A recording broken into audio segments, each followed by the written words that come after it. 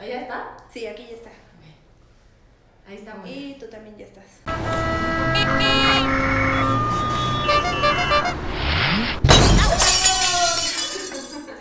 Por fin logramos tener al doctor Barroso en un live en Instagram, así es que esperemos que se empiecen a conectar. Ahí ya llegan. Y vamos a tener ayuda porque sé que van a haber muchísimas preguntas. Tamara, ¿tú nos ayudas a leer preguntas? Sí. Porque desde aquí no vemos. Doctor. Hola. ¿Cómo estás? Yo muy feliz. Pues empiecen a lanzarse con las preguntas, pero les queremos platicar nuestros planes. Bueno, por lo menos los a corto plazo.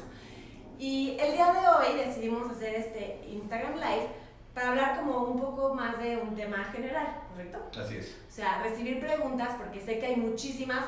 A mí me preguntan como si yo estuviera metida en la cabeza del doctor, y pues no, ¿verdad? No es así. Entonces va a dedicar a contestar muchas preguntas y hablaremos como más general. Y después ya podemos hablar de temas más específicos que... Cuando hablamos de temas generales, es tratar de explicarles, a ver, al final todo lo que hemos escuchado, ovario poliquístico, endometriosis, que si tienen miomas, que si la trompa tapada, finalmente desemboca al mismo proceso que hemos estado platicando durante mucho tiempo, que es muy simplificado, o sea, es cómo se resuelve y cómo llegamos al punto del embarazo sano. Y el otro tema es que siempre nos ha causado mucho conflicto, es que no tenemos, por lo general no tenemos una respuesta. Si nos dicen, tienes un ovario poliquístico y tienes la endometriosis, pero al final no nos dicen por qué no hemos logrado el embarazo o qué necesitamos para llegar a ese punto. Entonces, es lo que hoy queremos tratar de resolver. Nosotros vamos a hacer como una charla, muchas cosas me va a preguntar Aldonza, de toda la información que le ha llegado y todo lo que le han preguntado, y muchas las contestaremos con lo que ustedes nos vayan diciendo. A mí una de las cosas que más me preguntan y más me preocupa es como la mayoría quieren saber si son candidatas o no a hacer una in vitro. Y pues de entrada yo digo que todo el mundo puede ser candidato a hacer un in vitro, pero pues tienes que saber en qué momento estás para saber si ya llegaste a ese punto o no. Pero también me preocupa que a muchos les ofrecen hacerles in vitros sin muchos estudios previos ni... O sea, las quieren aventar a una in vitro y no tienen ni el laboratorio adecuado, ni los estudios correctos, ni demás. Entonces, si se puede, nos gustaría que nos contaras qué cosas son como las básicas para ti para hacer una in vitro. Fíjate que es una muy buena pregunta, porque todo tiene un momento histórico. La fertilización in vitro, cuando inicia en los años finales de los 70, principios de los 80, era muy ineficiente. Cuando nace el primer bebé de fertilización in vitro, se requirieron cientos de tratamientos para poder llegar a ese punto. De hecho, ni siquiera existían las hormonas, si existían, no se utilizaban.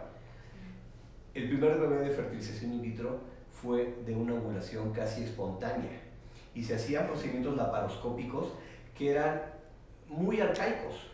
Entonces, realmente ese fue un embarazo milagroso. ¿Qué es lo que sucede al paso del tiempo? Que a finales de los 80 la probabilidad del embarazo con fertilización in vitro era un 18-20%. Si lo comparábamos con el evento natural, pues era muy similar. La causa principal por la cual se hacía in vitro pues era la gente que estaba ligada, que tenía obstruidas las trompas. No pensabas en otra causa. Tienes trompas tapadas, te hago un in vitro. Pues era la causa natural y obvia para realizarlo. ¿Qué es lo que sucede? Que al paso del tiempo, a finales de los 90, aumenta la probabilidad de 28-30, 30-35, y con la tecnología que tenemos ahorita estamos por arriba del 75-80%. ¿Qué es lo que ha pasado? Que en la escuela cotidiana, cuando estudian los ginecólogos de hoy en día, se evalúa un escenario escalonado. Como no era tan preciso el in vitro, ¿qué es lo que haces? Primero pues espérate un año, porque si no te esperas un año, no te puedo hacer nada, por definición. Y después te voy a empezar a dar pastillas que hoy en día todo el mundo da pastillas, el médico general, el ginecólogo general, todo el mundo te da, toma tu Momex, toma tu clomifeno, tómate tus pastillas, te lo tomas de tal a tal día y ten relaciones a la mitad del ciclo para embarazar. No te funciona, entonces vamos a empezar con inyecciones y así va subiendo, de las pastillas a las inyecciones, a la inseminación y luego al in vitro. ¿Qué es lo que pasa? Que cuando llegas al in vitro y tienes por arriba de 38, 40 años, pues la probabilidad buena que te pudo haber dado a los 30, pues se acabó a tus 40. ¿Por qué? Pues porque envejeció todo y se te acabaron los óvulos. Entonces lo que era bueno, se acabó. Y se te acaban los óvulos, el dinero y la emoción. Y todo. Sí. De hecho, por ejemplo, hay instituciones, Instituto Nacional de Perinatología o Centro Médico 20 de noviembre, que en los cuales ya no te aceptan después de los 35 años. Sí, a mí me pasa Precisamente. eso. Por eso, porque lo que le estás apostando es que pues, tengas tal vez una mejor probabilidad. Ahora, todo esto es un mito, porque te dicen, la definición de infertilidad es 12 meses sin lograr el embarazo. Pero no es lo mismo que tengas 28 años y que tengas un esperma muy deficiente, que sabes que necesitas fertilización in vitro, a que tengas 40, ¿sí? Que tienes un ovario con una reserva disminuida y que te digan que te tienes que esperar para hacer un tratamiento. Claro. Hoy la fertilización in vitro ha tomado un papel muy importante. ¿Por qué? Porque lo puedes utilizar en cualquier momento. O sea, ¿qué te da la fertilización in vitro? Que si tú te pones a buscar en forma espontánea, pues lo que va a suceder es que estás prueba y error, viendo a ver si llega, si es la ovulación y si llega el óvulo y entonces el esperma bueno y mi probabilidad natural, pues en mi máximo es 20 y si tengo 45, o sea, 5%. Entonces, cuando tú haces fertilización in vitro, tal vez lo que llegamos a ver es que puedes medir perfectamente las variables que te pueden impactar. ¿Qué nos ha tocado? A ver, nos ha tocado casos en los cuales llegan y es que me hicieron un in vitro y me sacaron tantos óvulos y al final me pusieron 3 embriones que llegaron a día 3 y que no me embaracé. Entonces me dijeron que pues, a la mejor era un problema del esperma. Ah, bueno, pues entonces utilicé esperma donado. ¿Y qué pasó? Pues no me embaracé. Ah, entonces es el óvulo. Entonces utilicé óvulo y esperma donado. Y no me embaracé. Ah, entonces me dijeron que mi problema es de la matriz, entonces necesito una matriz prestada. La realidad es que pues, te dedicas a estar adivinando porque ni sabes realmente si es el esperma, ni sabes si es el óvulo, y ni siquiera sabes si realmente necesitas un útero prestado. Entonces, no sé, son los casos que siempre nos han estado platicando. Sí, y es que hoy hay muchísimas formas de saber, o sea, de tener respuestas y de saber por qué no te estás embarazando. Y ahí es donde yo hago corajes, porque en muchas clínicas, como estás diciendo, ¿no? Hacen los intentos que van como en protocolo y al final terminas sin dinero, sin ganas y sin respuestas. Y tal vez el caso no era tan complicado y si hubieras tenido los estudios correctos o los análisis o no sé, se acorta el proceso muchísimo de todo tipo, económico, emocional y pues médico, ¿no? Tamara, dinos qué preguntan. Ok. Mucho de lo que cuando nosotros evaluamos el tema reproductivo, a ver, es muy sencillo, no importa si es embarazo natural, es inseminación o es fertilización in vitro. Es una caja y en esa caja la dividimos en dos. El 85% del éxito es que tengamos un embrión sano. ¿Cuántas veces no hemos visto quién se embaraza y pierde un bebé? O perdió un bebé y luego se embaraza, y es porque algo no venía bien, genéticamente no venía bien. Entonces, dependemos de ese embrión sano en el 85%. Y si tenemos el embrión sano, después nos dedicamos a revisar la casa. Pues si no es lo que sucede, que nos dicen, no saben qué está sucediendo.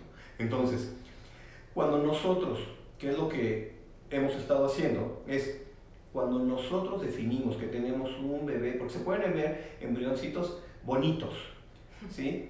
Transferencias en día 3, eso ya no existe, ya no deberían de hacerse, eso es de los años 90 y hoy 85% de las clínicas siguen haciendo transferencias en día 3, no se deben de hacer. ¿Por qué? Porque la activación genómica es a partir del tercer o el quinto día. Entonces, es ahí donde se da esa selección importante y es cuando hacemos diagnóstico genético. ¿Y por qué hay clínicas que lo siguen haciendo en Porque dientes? no tienen la tecnología. O sea, no porque te sale más barato es mejor. O no porque te ofrezcan un paquete de varios intentos. A mí el que me ofrece un paquete de muchos intentos es que quiere decir que algo no está funcionando bien. Sí, y que quieren hacer muchos intentos. Entonces, ¿qué es lo que pasa? Es que le apuestas a la probabilidad, a ver si en alguno de ellos pega. Entonces, eso no debe de suceder. Y la otra parte es, si ya tienes el embrión sano, revisa la casa. Porque entonces, ¿qué pasa? Si yo sé que tengo un embrión sano y no tengo embarazo, ¿a dónde tengo que voltear? Pues a dónde lo estoy poniendo, ¿no? En la casa, hay que revisar la casa. Entonces, sí, ahí vemos si está rechazándola, si hay un pólipo, si tuvieron un legrado y se quedaron adherencias, y todo eso se arregla. Pero no tiene ningún sentido ir a buscar a la casa cuando no tenemos un embrión sano y no sabemos qué es lo que está sucediendo.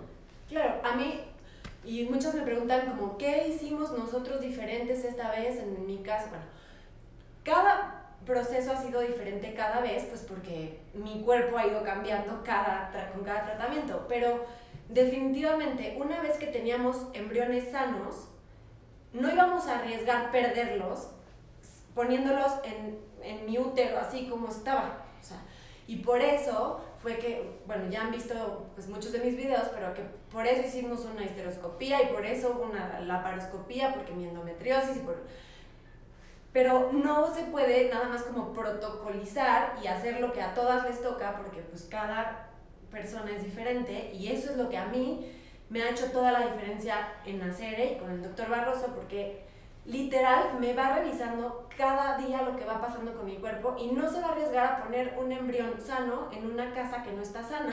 Entonces, creo que ahí hay mucha diferencia de las clínicas estas que te ofrecen 80 intentos haciendo lo mismo 4 veces a ver si pega. Pues, perdón, pero no es así, no puede ser así porque esas 4 veces que las hiciste en lo largo de un año, tu cuerpo no está igual al principio del año que al final del año, y menos con tantos tratamientos. Estoy leyendo, a ver, varias cositas. Y tienes dos, leí que habían hecho transferencia de 2 embriones y no hubo embarazo. Lo que nosotros estamos revisando es mucho el tema de implantatorio, el test ERA, el que hemos hecho de receptividad. Que se los he explicado mucho y hay un video en mi canal del test ERA. Simplemente lo que hacemos es genéticamente, si tenemos una ventana de implantación, lo que vamos a hacer es ver si estamos en esta ventana o esa ventana se movió. Y eso nos va a ayudar mucho para definir cuándo hacer la transferencia. Estoy leyendo endometriosis grado 4. El acetato de leuprolide, por favor, ya no se debe de utilizar acetato de leuprolide, que es el famoso Lucrin, por más de 2 meses. El tema es, si tienes endometriosis grado 4, tienes que recurrir directamente a fertilización in vitro. Segundo lugar, el que te pongas el medicamento no es que se te va a quitar la enfermedad. Probablemente vas a apagar algunos focos, pero va a regresar y va a regresar más fuerte. Y tercero, tiene efectos secundarios. Pierdes densidad del hueso, tienes mayor riesgo de osteoporosis y por supuesto te causa una menopausia médica. Entonces, en el momento que tienes endometriosis, además la endometriosis ya no se tiene que tratar, la 3 y la 4 se debe operar con robot. ¿Por qué? Porque la laparoscopía ya no alcanza, como todo esto está tan pegado y tan adherido y con cicatrices, pues ya no alcanzas a ofrecer mucho. Y sí tienes que tratar de tener un alcance mayor en la cirugía robótica, que nosotros la practicamos mucho, les ayuda mucho específicamente en dolor. Hay gente que tiene mucho dolor, sí. Entonces les puede ayudar. Hay una persona que pregunta que cuáles son los mejores días para la ventana de implantación. Depende. A ver, no, es lo mismo. La ventana de implantación, nosotros asumimos en un 85% que va a estar entre el día 18 y 21. Pero si está sometido a un procedimiento de fertilización in vitro, esa ventana se puede mover. Entonces, tienes que ser muy objetivo y tienes que medirla. Lo mides con el test ERA, por ejemplo. ¿Sí? Y para las que preguntan cómo se hace, en palabras de mortal, lo que hacen los doctores es prepararte como si ya fuera a hacer tu tratamiento, tu transferencia, con progesterona y cosas, te preparan, digamos que imitan lo que van a hacer en la transferencia y ahí es donde se hace la biopsia para hacer el test ERA.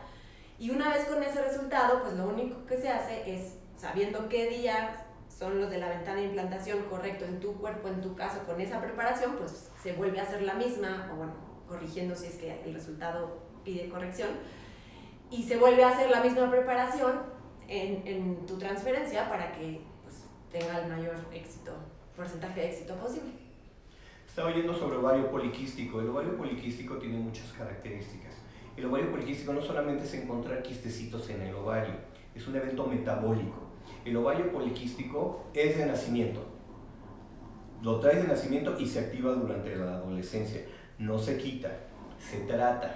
Y lo siguiente es que te afecta no nada más en la parte reproductiva, te aumenta tu riesgo de resistencia a la insulina y a largo plazo para diabetes, te afecta en tu estado metabólico y lo que tú tienes que evaluar es que son mujeres que no tienen o tienen una baja ovulación, en vez de ovular 12 veces al año, ovulan 3 o 4 y la ovulación no necesariamente es la mejor. Y son mujeres que no ovulan en un día 14, pueden ovular en un día 18 o en un día 21. Entonces, hay que ser muy precisos en ovario poliquístico. ¿Por qué? Revisar que todo esté perfectamente bien y después estar generando un óvulo lo suficientemente sano durante el ciclo. ¿Qué es lo que sucede? Que cuando les das muchas hormonas, crecen demasiado y hay muchos riesgos. Riesgo de hiperestimulación ovárica, que es hincharse, llenarse de agua o embarazos múltiples.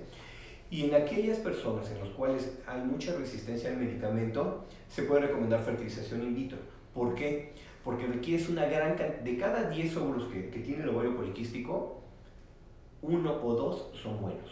El resto son muy deficientes por el evento metabólico que les estoy mencionando. Entonces hay que revisarlo y hay que ser muy cuidadosos por los riesgos que existen y por la terapia que uno pueda seleccionar. Pregunta una chica que qué es mejor, congelar óvulos o embriones. Si ya tienes, la realidad es que es exactamente lo mismo. Hay quien dice, no, es que si lo congelamos se va a dañar. Y es que si lo haces, no. Si tienes una buena técnica de congelación, nosotros, el 98% de nuestros ciclos son óvulos congelados. Porque manejamos muchos problemas de baja reserva. Entonces, tenemos que estar evaluando estos óvulos. Entonces, la congelación, si hay una buena técnica, no pasa absolutamente nada. Pero ahí es importante que se entienda que, o sea, el doctor Barroso está hablando de Nacere, porque en Nacere tienen la tecnología y tienen todo lo que se necesita para eso. En otras clínicas, pues puede ser que sí se afecten los óvulos al congelarlos y descongelarlos así, pero eso ahora sí que ya no es nuestro problema. Mioma, escuché el mioma. A ver, miomas, hay diferentes tipos de miomas. Los miomas, si no están dentro de la cavidad, no hay que hacerles mayor cosa. A menos que sea un mioma muy grande, que mida más de 5 centímetros, que pueda comprometer incluso el embarazo, hay que revisarlo. Pero en el tema específico del embarazo, si es un mioma que no es intracavitario, que puede alterarnos la implantación. ¿Eso significa dentro del útero? Dentro del útero y dentro de la cavidad, ¿sí? Porque si está afuera, es subseroso, todavía involucra un poquito hacia adentro, que es intramural, y son miomas menos de 4 centímetros, no le hagas nada. Si está adentro, que sabes que es ahí donde va a estar, donde se va a implantar el embrión, pues tienes que quitarlo. Si no, no todos los miomas se operan, ¿sí? Y no hay tratamiento médico para los miomas. Tú le puedes dar medicina y lo puedes hacer chiquito, pero va a volver a crecer. Entonces, nada más hay que vigilarlo. Una pregunta que me hacen todos los días es si hay forma de mejorar la calidad de los óvulos. Hay suplementos que nos han ayudado a mejorar la calidad del óvulo. A lo mejor no aumenta tanto la cantidad, pero por ejemplo, el mioinositol y específicamente en el ovario poliquístico hemos encontrado que mejora ciertos procesos bioquímicos y mejora la calidad. Suplementos con testosterona pueden ayudarnos. O sea, hay que buscar esa combinación que puede utilizarse a promedio de entre 2 y 4 meses y que puede mejorar la calidad, porque a veces como en el ovario poliquístico, pues puedes tener 20 y solo 2 funcionar, pero yo prefiero tener 6 que sean de muy buena calidad y con eso mejorar mis posibilidades. Y si es baja reserva ovárica también ayuda. Todo esto nos ayuda. Pólipos, veo que escriben mucho de los pólipos hay que quitarlos. Lo que decíamos, ya tenemos el embrión sano, tienes un pólipo, hay que quitarte el pólipo antes de poner el embrión, porque si no lo que va a suceder es que nos puede impedir la implantación. Hay veces que llegan con el pólipo y me dicen, pero me quito el pólipo. No te quites el pólipo, vamos por un embrión sano primero, y ya que tengamos ese 85%, que es nuestra parte más importante, ahora sí, te quitamos el pólipo y te ponemos tu embrión. Hay una persona que pregunta si hay algún tratamiento para incrementar la cantidad y calidad del espermatozoide. El tema del factor masculino es muy importante. 50% de los problemas de un embarazo es el espermatozoide. Ahora, ¿qué pasa con el espermatozoide? Que si tú tienes eventos que podemos controlar, que eres obeso, que fumas, que tienes estrés, que tomas sustancias tóxicas o alcohol, te aseguro que si tú mejoras tu estilo de vida, en los siguientes 3-4 meses va a mejorar la calidad de tu esperma. Hay veces que por mucho que nosotros busquemos, ya son condiciones que son de nacimiento. Se hizo un estudio que decía que entre 1920 y 1994 bajó el 50% de la cantidad del esperma, y es un efecto ya evolutivo y genético. Entonces, hay casos en los cuales no vas a poder ayudarles. Varicoceles, que siempre es la controversia de tengo varicocele, me lo tengo que operar. A ver, hay 3 tipos de varicoceles. El varicocele tipo 1, que es nada más lo observas con ultrasonido, es muy frecuente, no hay que hacerle nada, nada. Varicoceles, cuando tú los ves, los palpas, que son estas venas hinchadas, como las venas varicosas que luego hay en las piernas y muy frecuente en la mujer, es lo mismo a nivel testicular. Si tú lo ves, si te duele y además hay cambios en los parámetros de seminales, hay que considerar operarlo. Pero si no, si tienes un grado 1 y nada más lo encontraron porque te hicieron un ultrasonido, no necesariamente es un tema quirúrgico. Y ahí también, bueno, no sé, corrígeme si estoy mal, Gerardo, pero supongo que haciendo una in vitro, pues eso también se disminuye el problema muchísimo, porque literal en un in vitro escogen los que están bien y no necesitan... Claro, la realidad es que cuando yo hago fertilización in vitro y tengo factor masculino, me da exactamente lo mismo. ¿Por qué? Porque utilicemos, tú has hablado mucho de las columnas de anexina, que es el famoso Max. Busquen el video como Max, así se llama, y esa es la... Y entonces ahí lo que hacemos es que marcamos el espermatozoide dañado, lo pasamos por 2 imanes y ese se queda pegado, entonces filtramos un espermatozoide más sano. Entonces la realidad es que en fertilización in vitro a nosotros el tema del factor masculino no nos afecta tanto. Dice una chica, Marla Sosa, que si tiene trompas obstruidas y su endometrio muy delgado, ¿podría haber posibilidad de una in vitro? Absolutamente, te voy a decir, hemos tenido muchos casos que nos dicen que tienen endometrios delgados, que por eso no se embarazan. ¿Qué es lo que hacemos?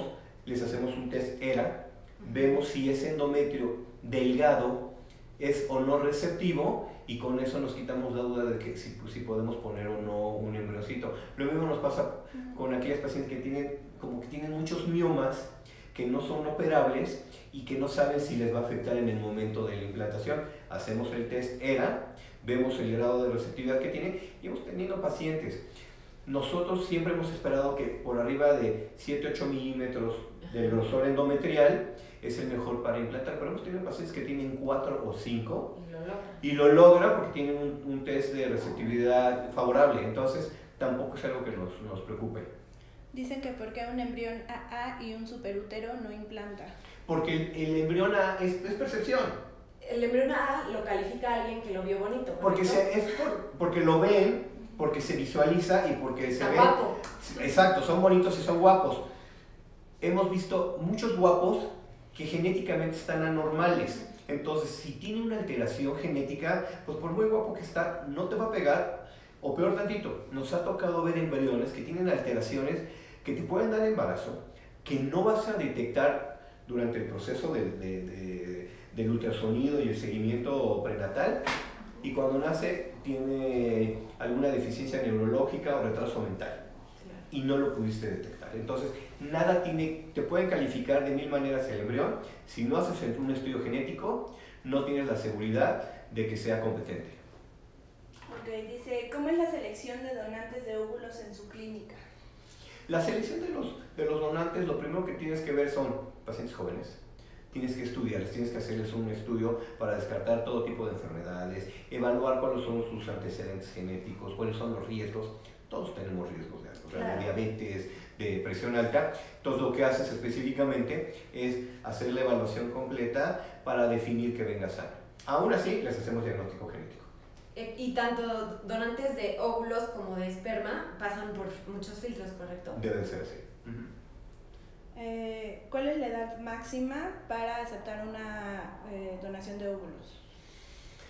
Es muy relativo. Nosotros lo que evaluamos, nosotros acabamos de tener un embarazo, unos gemelos en una mujer de 49 años, ¿sí? Y es muy controversial. ¿Qué es lo que evaluamos? Las características de salud. ¿Por qué? Porque tu riesgo, te puedes embarazar a los 60. Si quisiéramos lo podemos hacer. El problema es que tu riesgo de diabetes del embarazo, preeclampsia, de enfermedades degenerativas, pues se incrementa. Entonces también en el aspecto ético y de la bioética tenemos que evaluar riesgos, beneficios para poder ofrecer, porque si nos llega una paciente con obesidad, prediabética, con presión alta, pues estamos generándole un riesgo mayor a ella y al bebé o a los bebés. Entonces hay que hacer una evaluación muy específica de cada caso. Dice Ada de Limón que si con adenomiosis e hipotiroidismo ella puede quedar embarazada. El hipotiroidismo es muy fácil de controlar. Muchos pacientes cursan con estas alteraciones de la tiroides, utilizan medicamento y lo ayudas. La adenomiosis depende mucho del grado de extensión que tiene, es muy controversial la adenomiosis, es como la endometriosis dentro de la matriz. Entonces, a mí como me lo explicó en su momento, porque también tengo en mi estuche de monerías también tengo eso, vi una resonancia magnética que me hicieron y se ve como entre el músculo, se ven como laguitos y así es como me lo explicó el doctor Barros. Es frecuente, hay que ver el grado de extensión y lo mismo. Si yo tengo un útero enfermo, si tengo adenomiosis, hay que hacer un estudio de receptividad y ver si nos está afectando o no nos está afectando. Ok, preguntan acá en el de Clínica Nacere, ¿cuándo se tiene SOP siempre es mejor una FIV? Depende de tu edad, depende de tus intentos, depende de cómo respondas al medicamento. Si tienes un ovario poliquístico y tienes 38 años, pues probablemente irte a fertilización in vitro es lo mejor que te pueda pasar. Si tienes 29 años y no has hecho nada, evaluar tu caso y ver si tus trompas están bien y el esperma está bien, bueno, podemos evaluar, hacer intentos no tecnológicamente tan avanzados. Pregunta una chica que donó óvulos hace 4 años y ahora eso puede afectar su reserva ovárica. No. Qué curioso. Es una muy buena pregunta porque muchas veces nos han preguntado que si porque me dan hormonas y produzco más óvulos me los voy a acabar más pronto. Y la realidad no. Tendría sentido, hace como. Claro, porque dices, oye, pues sí, me los estoy acabando. No, el óvulo que normalmente crece durante un ciclo normal compite con 6 o 7 u 8 más. Que de todas formas te vas a gastar. Y se van a morir. O sea, los que no crecieron se mueren. ¿Qué es lo que haces? Que con el medicamento tú los rescatas. Todos los haces crecer. Y los que sí van a morir, crecen. Entonces, lo que estás es optimizando lo que tenías para ese ciclo y no afectas tu reserva ni antes ni después. ¿Cuál es el estudio de receptividad? Preguntan acá. El ERA. ¿Hay un límite de edad para intentar la fecundación in vitro con óvulos propios? Pues depende de tu reserva, claro. O sea, siempre se puede, siempre que nos des el óvulo sano, se puede. Es que hay mujeres con 25 años que ya tienen una reserva ovárica baja y hay mujeres de 38 que siguen teniendo buena reserva y pues son 2 edades distintas con 2 reservas distintas y pues depende. Dice Adri Frausto que si el rejuvenecimiento ovárico con células madres funciona. A ver, eso es una cosa nueva que... Sí, y hay que ser muy puntuales con eso, ¿sí? Porque muchas veces caemos en estas terapias mágicas. Si no hay estudios que nos avalen que esto está funcionando, hay que tener mucho cuidado porque caemos en charlatanerías. Si nosotros supiéramos que las células madres nos van a aumentar el número y la calidad, no existiría infertilidad y todo el mundo tendríamos éxito en las clínicas. Y la realidad es que esto está todavía muy lejos de ser cierto. ¿Qué es lo que pasa? Que si no hay protocolos y no hay, si tú llegas con el médico que te lo ofrece y te enseña de 2 a 3 artículos científicamente probados, adelante. Pero si tú vas, porque sucedió que en el caso de fulanita de tal, se vuelven temas muy anecdóticos y eso tenemos que evitarlo. El tema de las células madres hoy, ¿sí? Todo nos ayuda y nos ayuda a dar esperanza, pero de eso a que científicamente esté aprobado está muy lejos. Hay mucha gente que está preguntando cómo trabajan ustedes con las pacientes de otros países o fuera de Ciudad de México.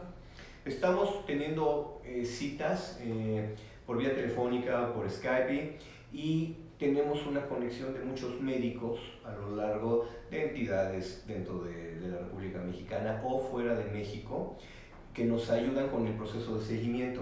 Okay. ¿Qué es lo más importante para nosotros? El corazón de la clínica, y el corazón es el laboratorio. El seguimiento cualquiera lo hace. Es que justo yo les había dicho, de hecho hoy le contesté a un par de Costa Rica que me decían que si yo podía hacer que el doctor los atendiera por teléfono, y les dije que según yo no se hacía y no sé, pero pues lo que les dije, lo mejor es hablar a Nacere y preguntar cómo se puede hacer, si hay algo que hacer o si tienen que venir, no sé. Hemos tenido, por ejemplo, mucha gente viene de Costa Rica o viene de Nicaragua, viene de Sudamérica, y hacemos el seguimiento a distancia y nada más llegan, si la obtención de los óvulos iba a ser el sábado, llegan el viernes, el sábado hacemos la obtención y el domingo se van a su casa. ¿Cuál es el protocolo para intentar FIV con trombofilia? Muy fácil, o sea, hacer fertilización in vitro lo haces ya en forma cotidiana, y ya cuando tienes efectos para buscar el gen de la trombofilia hay que definir dónde está y lo podemos ir a buscar directamente al embrión. Entonces, pero es muy específico.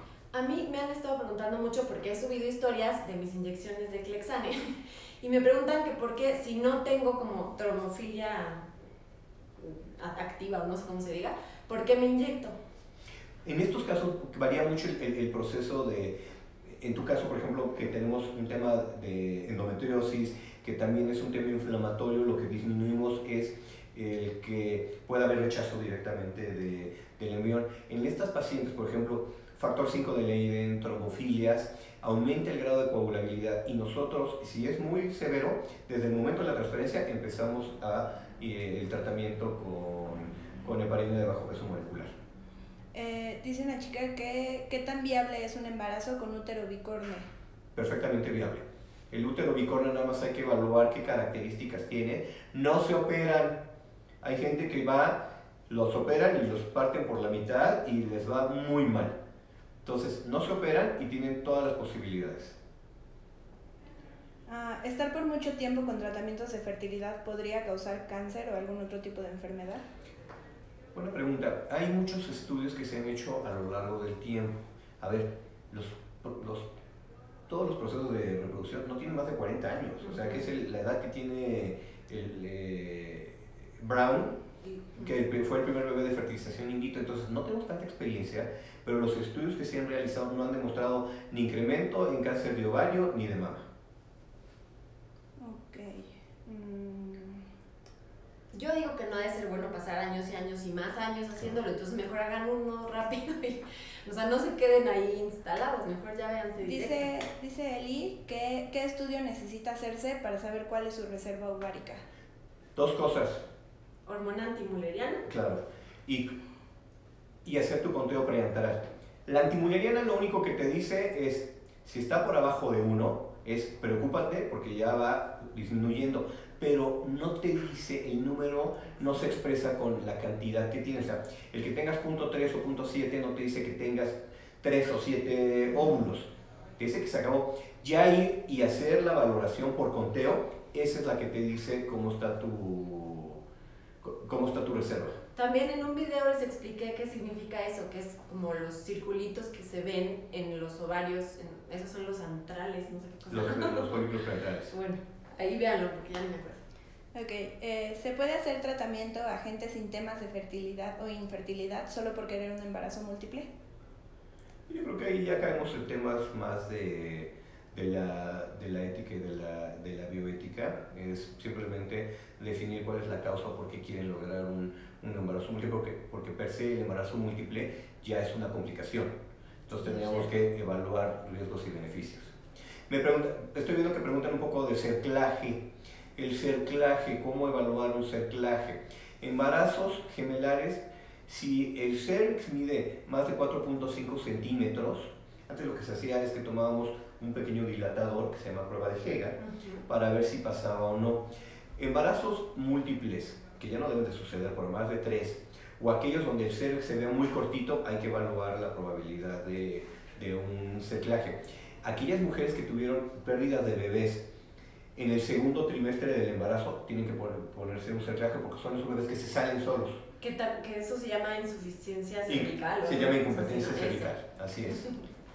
Dice Ángela que si es viable hacer una mini FIV para mejorar la calidad de óvulos en fallo ovárico prematuro. Yo la realidad es que yo no creo en el mini FIV. El mini FIV lo que te puede reducir son costos en el medicamento. Pero a ver, si tú lo que estás buscando en una falla ovárica es que tienes menos cantidad de óvulos sanos, obtener menor cantidad pues no asegura mayor calidad tampoco. Exactamente, son tus mismos óvulos en las mismas características, solo que vas a sacar menos. Entonces, yo lo que necesito es tener una mayor cantidad de óvulos para que probabilísticamente obtener el sano. Claro, que llegue el sano y entonces nosotros lo que hacemos es contrario al mini-FIV. Nosotros tratar de obtener la mayor cantidad de óvulos para que en ese proceso probabilístico nos llegue el sano. Dice Dania TG que si el Viagra tiene alguna utilidad en el tratamiento del FIV. El Viagra se ha utilizado a veces en el endometrio, que también es muy controversial. ¿Qué es lo que hace el Viagra? Pues aumenta el flujo sanguíneo. El Viagra inicialmente no se utilizó para disfunción eréctil. El Viagra se estaba utilizando para pacientes cardíacos, porque producía vasodilatación y entonces te bajaba la presión, pero alguien encontró que el efecto secundario no era arriba. Entonces, pues es el uso que se da. Entonces, con esa filosofía lo que tratas de hacer es tratar de aumentar el flujo sanguíneo hacia el endometrio para mejorar la receptividad. Se han utilizado en casos muy específicos, pero no es cotidiano. Ok, ¿cuánto tiempo debe uno de esperar entre una FIV y otra? En promedio de 2 meses.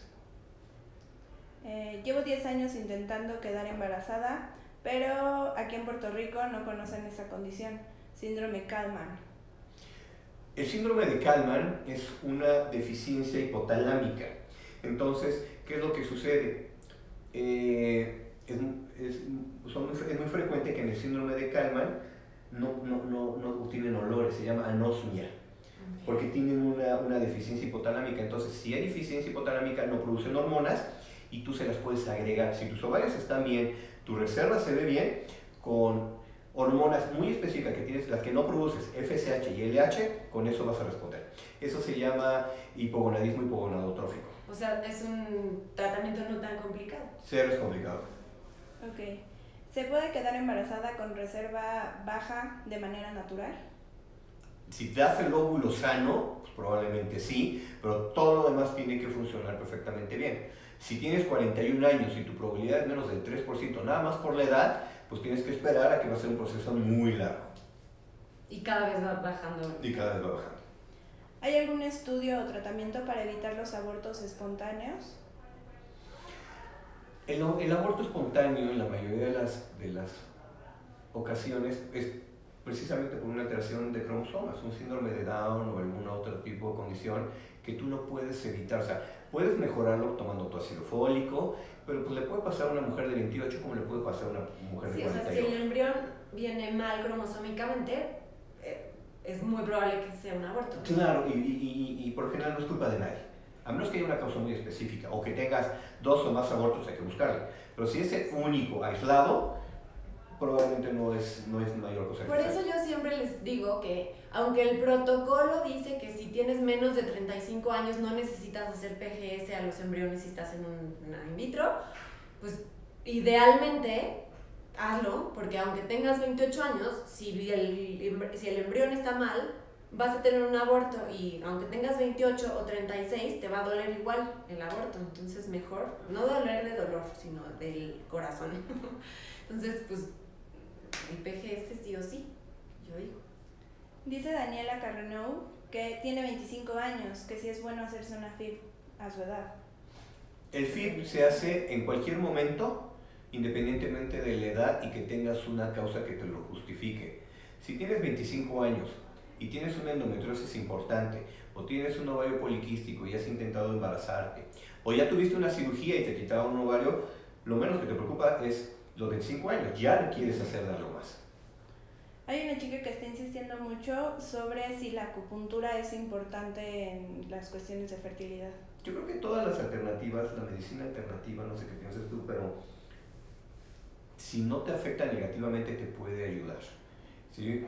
Mucho es en el proceso de la transferencia, que es un proceso muy emocional, y si requieres mucha tranquilidad, la acupuntura te puede ayudar. Yo siempre, bueno, las que ven mi canal saben que, porque les comparto ahí todo y subo muchas cosas alternativas que yo hago, y a mí una de las cosas que me ha tranquilizado es que siempre el doctor Barroso me ha como apoyado en estas locuras alternativas que yo hago.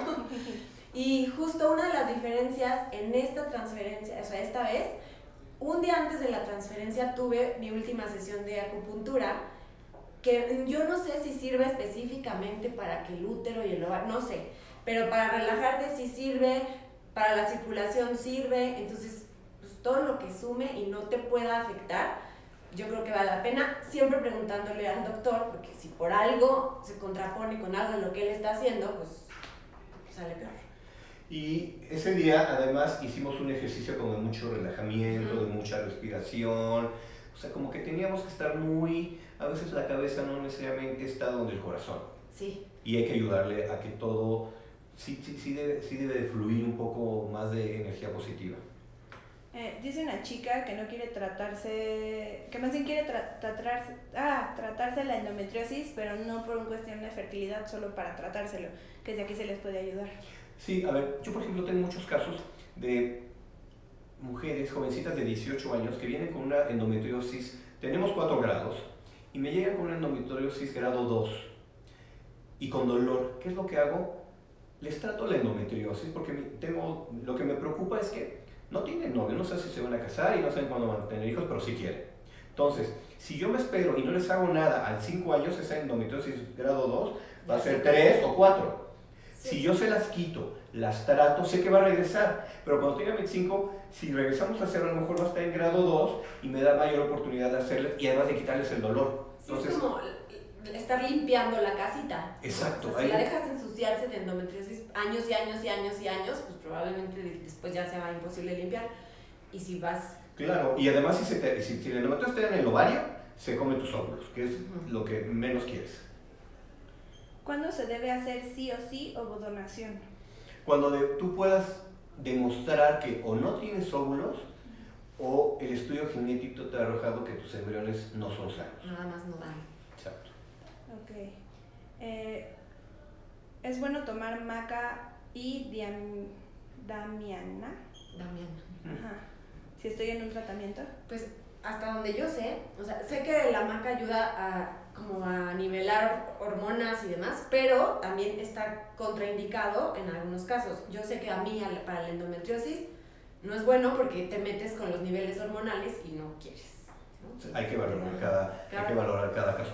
Veía ahí que le preguntaban que decía el médico que tiene que ser ciclos en fresco, pues probablemente no. Nosotros, el 99% de nuestros ciclos son congelados porque hacemos diagnóstico genético. Y lo que evitamos con el ciclo fresco es que está lleno de hormonas, tus niveles hormonales están elevadísimas, tu estradiol está por el cielo. No está nada normal. No es normal, o sea, estás en un estado no normal. y con el ciclo congelado lo que haces es tener perfectamente lo más acercado a un ciclo natural. Y si hablamos otra vez de que de las cosas más importantes es hacer ERA y PGS, pues el PGS lo tienes que hacer congelándolos y esperando los resultados, y el ERA tienes que hacer un ciclo para hacer la prueba y hasta el siguiente como imitar ese ciclo en el que te hicieron la biopsia, entonces pues necesitas que no sea fresco. Gracias por la invitación a Argentina. Nosotros cada año tenemos un preceptorship. En este preceptorship lo que hacemos es que vienen muchos médicos. El año pasado vino gente de Brasil, de Argentina, de Colombia, de Costa Rica, vinieron de Puerto Rico, o sea, vinieron muchos médicos de todo el cono sur y Centroamérica y vienen a ver todo lo que nosotros estamos haciendo. Este año va a ser bien interesante porque agregamos dos cosas. Uno es, les vamos a enseñar a hacer cirugía robótica, vamos a tener un taller de cirugía robótica para los casos de endometriosis severa o de miomas que son no operables cotidianamente, y con María Eugenia Po de Igenomics, que ha estado pegado siempre con nosotros. Hola María Eugenia. Entonces con ella vamos a hacer un taller precisamente para congelar óvulos, congelar embriones y hacer diagnóstico genético, para que si no lo tienen, ¿sí?, que vayan pensando en poder hacer toda esta tecnología que nos va a incrementar muchísimo la probabilidad de embarazo. Preguntan en ambas cuentas si la azoospermia tiene cura. Depende qué tipo de azoospermia. La azoospermia es la ausencia de espermatozoide en el eyaculado. La primera causa pues, es la vasectomía. Claro. Entonces la vasectomía nos da igual, nosotros funcionamos, sacamos esperma y hacemos nuestro tratamiento. Si es una azoospermia no obstructiva, o sea, que no es por la vasectomía, no, sino porque no hay. Porque no hay, puede ser genético de nacimiento, y lo podemos evaluar con un estudio. Hay hombres que les dieron paperas, entonces la papera, toda esa inflamación generó que ya no se produce espermatozoide. A veces no lo vemos en el eyaculado, pero cuando hacemos biopsia testicular logramos encontrar algún espermatozoide. Pero hay que hacer un estudio de análisis hormonal, hay que hacer un ultrasonido y hay que definir cuál es la causa. Pregunta una chica que si se hace donación de óvulos, ¿el bebé puede parecerse a ella? Es bien interesante esa pregunta porque hoy sabemos que hay un efecto epigenético. Es decir, lean sobre epigenética. ¿Qué pasa? Que nosotros, a ver, la diferencia entre el chimpancé y Gerardo Barroso genéticamente es el 1%. Pero la diferencia genética que hay entre nosotros dos es el 0.0001%, somos muy iguales. ¿Qué pasa con epigenética? Que es como un árbol de Navidad en donde nosotros prendemos y apagamos luces de acuerdo a nuestra condición. Les voy a poner el ejemplo. Tenemos dos bebés genéticamente iguales, y esta mamá corre, toma su jugo verde, hace ejercicio, es un bebé deseado, y esta otra mamá es alcohólica, desnutrida, toma estupefacientes, con bebé no deseado y con violencia intrafamiliar. La pregunta es, ¿estos bebés que son genéticamente iguales al nacimiento van a ser igual? No. ¿Por qué? Porque nuestra condición de epigenética, que yo lo denomino como ambioma, ese ambioma, eso lo que ahorita Alonso come, vive, le transmite a su bebé, por supuesto que le afecta en su desempeño genético. Entonces, se lo transfieres a tu bebé, tú le transfieres esa parte y sí puedes ir modificando esa genética por tu ambioma o tu epigenética, como bien decías tú. Dice Meli Garro que si tienes síndrome de folículo vacío, ¿hay posibilidades de embarazo? Hay que ver el síndrome de ovario vacío. Muchas veces puede existir, pero a veces tiene que ver con el momento del disparo, porque a veces, aunque el folículo se vea de mayor tamaño, lo que llega a suceder es que el disparo se dio antes o después, entonces o no estaba tan maduro para salir o ya se había pasado. Entonces cambiaría yo el protocolo de estimulación, sí, pensando que puede ocurrir nuevamente, pero cambiando a veces estas características nos ayuda mucho y obtenemos óvulos. Si he tenido 2 pérdidas de BBS, ¿puedo volver a embarazarme en unos años? Si tengo pérdidas... BBS. De bebés. Sí, claro, a ver, si ya tienes el tema aquí, es muy importante. Una cosa es infertilidad, que no te puedes embarazar, y otra cosa es que tengas pérdida gestacional recurrente. Lo mismo, ¿no? Hay que encontrar por qué lo está pasando. Claro, a ver, define. Yo siempre les recomiendo, por favor, si por una mala experiencia o por desgracia llegan a tener un legrado o una aspiración, hagan estudio genético de ese producto. Es que según yo eso casi nadie lo sabe, pero si literal, así las palabras son, si estás abortando, hay que rescatar lo que sale de tu cuerpo, porque ahí puede haber respuestas, ¿correcto? Absolutamente, porque todo el mundo te va a decir el doctor, ay, es que lo más probable es que fue genético. No lo dudamos. Pero si te vuelve a suceder y no tienes estudios, te vas a volver loco, porque ya no sabes si es el embrión o es la casa. Sí. Y si nosotros tenemos estudio genético, escenario 1, tengo una pérdida que fue normal, entonces ya me preocupo, porque quiere decir que la casa lo está rechazando. Hay que ponernos a estudiar qué trombofilias, qué síndrome de Asherman, qué pólipos, cualquier cosa que lo pueda rechazar. Si sabemos que es genético y vuelve a suceder genético, entonces tenemos que ir a buscar qué está pasando con el embrión. Ya no tiene que ver con la casa. Y ver si es el óvulo o el esperma. O es el óvulo o el esperma y ahí resolverlo. ¿De una FIV puede darse embarazo ectópico? Sí, en el 1% de los casos, ese embrión puede viajar a través de la trompa y colocarse en alguna parte muy específica y ser un embarazo ectópico.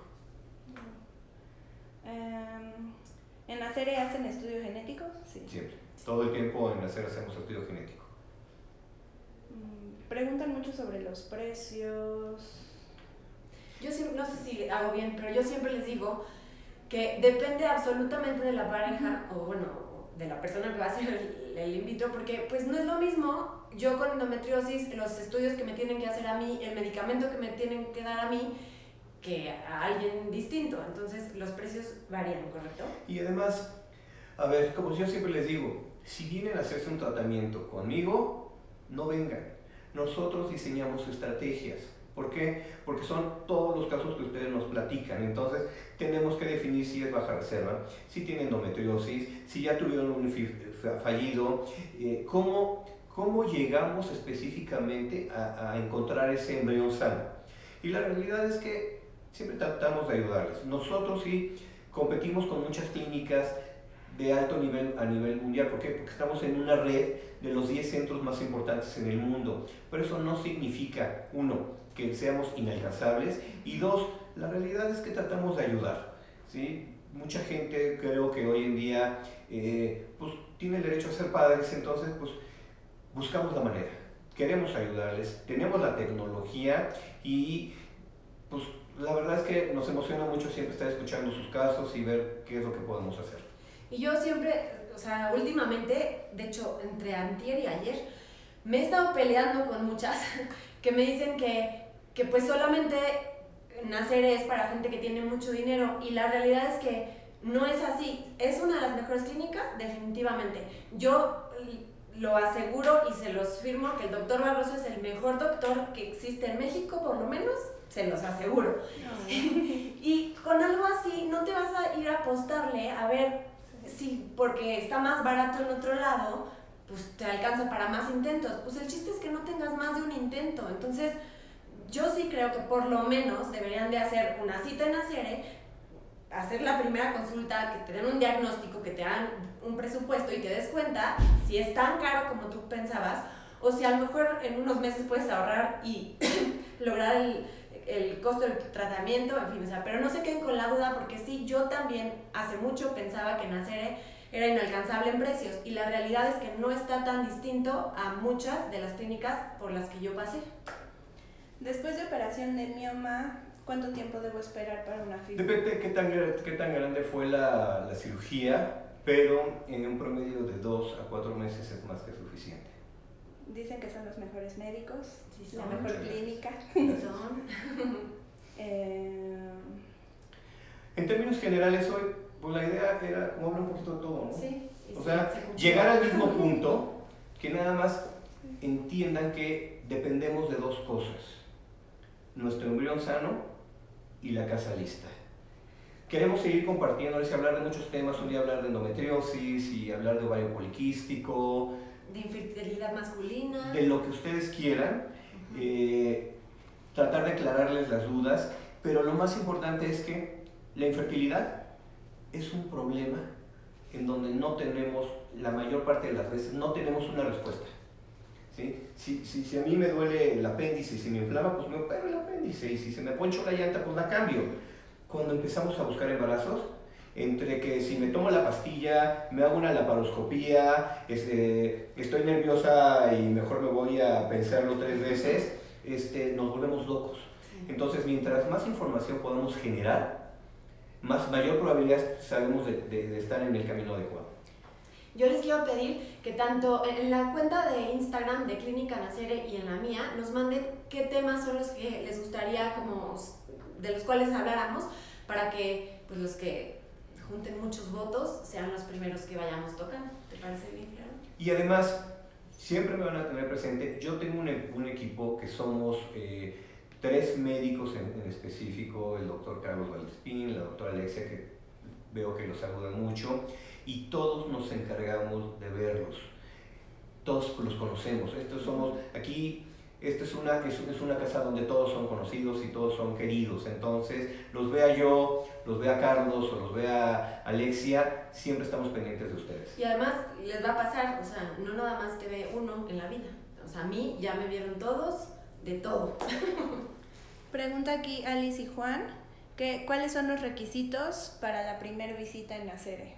Mira, básicamente, si tienen algún tipo de estudios, los revisamos y los vamos evaluando. La realidad, nosotros en las primeras 2 consultas ya definimos un plan de tratamiento. No debe pasar nunca arriba de 2 consultas para saber qué es lo que tenemos que hacer y tener claro hacia dónde tenemos que redireccionarnos. Y si nunca han ido a otra clínica, pues no tienen que traer nada. Vengan y les platican en su casa.